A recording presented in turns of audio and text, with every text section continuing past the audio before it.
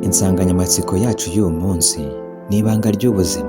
Ese hari igihe wigeze wibaza impamvu hari abantu bishimye nta byinshi bafite, mu gihe abandi bafite byinshi ariko ntibabone amahoro? Ese koko hari ibanga rituma umuntu abaho yishimye, afite intego kandi atuje mu mutima? Reka tuganirire hamwe kuri iri banga, uko rigiye kugufasha guhindura imitekerereze yawe y'ubuzima bwawe uyu munsi.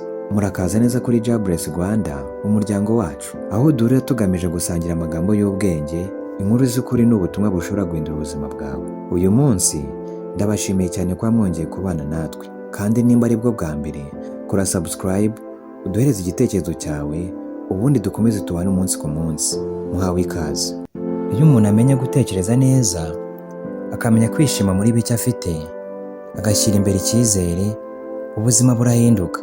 Hari abantu bumva ko ibyishimo biterwa n'amafaranga cyangwa ubutunzi bwinshi, ariko ndababwiza ukuri yuko ibyishimo nyakuri bituruka ku mutima ushima muri bike ufite, ukanyurwa n'uko uri, ndetse ugaharanira kuba igisubizo muri sosiyete. Iyo wemeye ko hari byinshi udashobora guhindura, ariko ugafata umwanzuro wo guhindura uko ubibona, uba utangira urugendo rwo kumenya ibanga ry'ubuzima. Nshuti zanjye, ndagira ngo mbibutse ko Imana itaduhamagaye kugira ngo turindwe imiyaga y'ubuzima, ahubwo yaduhaye imbaraga zo kuyihanganira.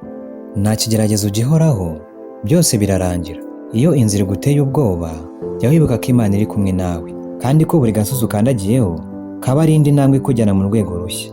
Namara usuka mu ibanga wiherera ahantu wenyine, Imana yahindura imbuto z'umunezero uzaza. Ntucike intege, kuko hari byinshi byiza biri imbere yawe kurusha ibyo wasize inyuma. Aho abandi babona iherezo, Imana ihabona intangiriro nshya.